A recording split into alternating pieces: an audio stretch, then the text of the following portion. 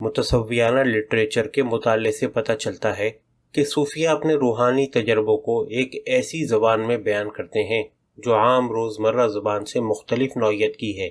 بظاہر جن الفاظ کی عام زبان سے مماثلت بھی ہے، اپنے مفاہیم و مطالب کے اعتبار سے کچھ اس قدر گہرے اور بلیغ ہیں کہ ہم سطحی نقطۂ نگاہ کی مدد سے ان کا فہم حاصل نہیں کر سکتے۔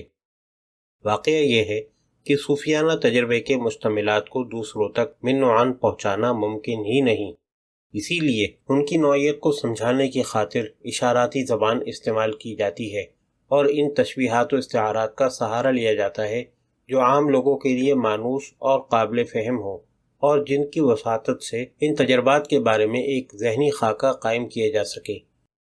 اظہار و ابلاغ کی اسی ضرورت کے تحت ہر صوفی اور ہر سلسلہ طریقت میں اصلاحات کا ایک منفرد نظام معرض وجود میں آ جاتا ہے۔ کسی بھی سلسلے کے امتیازی خصائص سے آشنا ہونے کے لیے ضروری ہے کہ اس کے پیش کردہ نظام اصلاحات اور مروجہ تشبیہات و تراکیب کے معانی میں حتی الامکان دسترس حاصل ہو، ورنہ مختلف قسم کی غلط فہمیوں اور لسانی الجھنوں میں مبتلا ہو جانا بعید از قیاس نہ ہوگا۔ تصوف کی اصطلاحات میں سے بیشتر کا تعلق، جیسا کہ ہم آگے چل کر دیکھیں گے، قرآن کے الفاظ سے ہے۔ یہ اس امر کا ایک واضح ثبوت ہے کہ صوفیہ نے اپنے نظام فکر و عمل کی اساس قرآنی تعلیمات پر استوار کی۔ ان کا اس معاملے میں اختصاص یہ ہے کہ عام لوگوں کے انداز فہم سے بالاتر ہو کر انہوں نے قرآن کے باطنی مفہوم و منشا سے بہرور ہونے کی سعی کی اور قرآنی الفاظ کے معنی کی گہرائیوں کا وقوف حاصل کرنا چاہا۔ جیسے جیسے روحانی ترقی کے مراحل طے ہوتے ہیں، قرآنی آیات اور الفاظ و حروف کی حکمتیں اور ان کے اسرار کھلتے چلے جاتے ہیں۔ وہی الفاظ جو عام لوگوں کے لیے کسی خاص متعین مفہوم کے حامل ہوتے ہیں، اہل نظر اور صاحبان سلوک کے لیے معانی کے ایک جہان تازہ کے ترجمان بن جاتے ہیں۔ اسلام کا مطلب ہے مکمل اطاعت اور خود سپردگی، یعنی اللہ تعالیٰ کی رضا کے سامنے اپنی ہستی کی بے بضاعتی کا اعتراف کرنا۔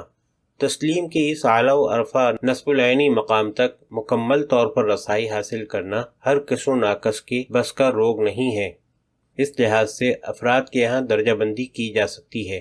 جو شخص جس قدر اس نصب العین کے قریب ہوگا، اس کا روحانی مقام و مرتبہ اسی قدر بلند ہوگا۔ عام لوگ فرائض کی بجاوری اور دینی شعائر کی پابندی کو ہی اپنے لیے کافی تصور کرتے ہیں، لیکن کچھ لوگ فرائض سے آگے بڑھ کر نفلی عبادات، اخلاص اور ریاضت میں طمانینت کی تلاش کرتے ہیں۔ کچھ ارباب عزم و ہمت اس سے بھی آگے بڑھ کر روحانی کمالات کے حصول کے لیے اور بھی زیادہ ذوق و شوق اور جوش و جذبے کا مظاہرہ کرتے ہیں۔ ان پر تجلیات ربانی کا ورود ہونے لگتا ہے۔ اب اس روحانیت میں بھی مزید ترقی و عروج کے امکانات کی ایک وسیع کائنات موجود ہے جو ایک سالک کے لیے جولان گاہ کی حیثیت رکھتی ہے۔ سلوک کے مختلف مراحل پر فائز لوگوں کے لیے مختلف قسم کے القاب رائج ہیں، مثلا اخیار، ابرار، ابدال، غوث، قطب وغیرہ۔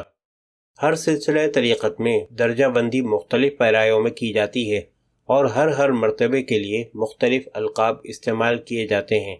خود قرآن پاک میں بھی روحانیت کے نقطۂ نظر سے 5 طبقات کا ذکر ملتا ہے: انبیاء، صدیقین، شہداء، صالحین، اور وہ مومنین جو معروف معنی میں اللہ اور اس کے رسول صلی اللہ علیہ وسلم کی اطاعت کرتے ہیں۔ صوفیہ کے نزدیک روحانی بالیدگی اور عظمت کا انحصار اس بات پر ہے کہ انسان ترغیبات دنیا سے بے نیاز ہو کر زندگی بسر کرے، اپنے آپ کو آلائشوں اور گناہوں سے بچائے، دنیوی زندگی کو ایک آزمائش تصور کرے اور پہم کوشاں رہے کہ اس مقصد کا حصول ہو جو روحانی ترقی کی آخری منزل ہے۔ اس سفر میں اسے مختلف رکاوٹوں کا مقابلہ کرنا پڑتا ہے۔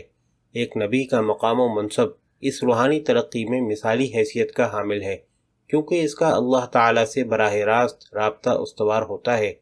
ایک صوفی یا سالک کی خواہش اور کوشش ہوتی ہے کہ وہ اللہ تعالیٰ کے قرب و وصل کی لذت سے ہمکنار ہو۔ اپنی اس جستجو اور سعی و جہد میں وہ اس نصب العین کے قریب سے قریب تر تو ہو سکتا ہے، لیکن اس کا مکمل طور پر حصول نہیں کر سکتا۔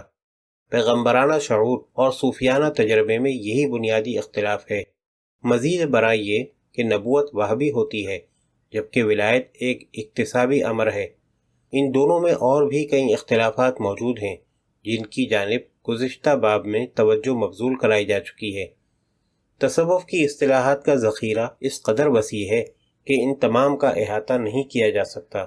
یہاں صرف چند عمومی اور بنیادی اصطلاحات کی وضاحت پیش کی جا رہی ہے، جس سے مقصود مسلم تصوف کے نمایاں پہلوؤں کے بارے میں ایک مجموعی تاثر کا اجاگر کرنا ہے۔ طریقت۔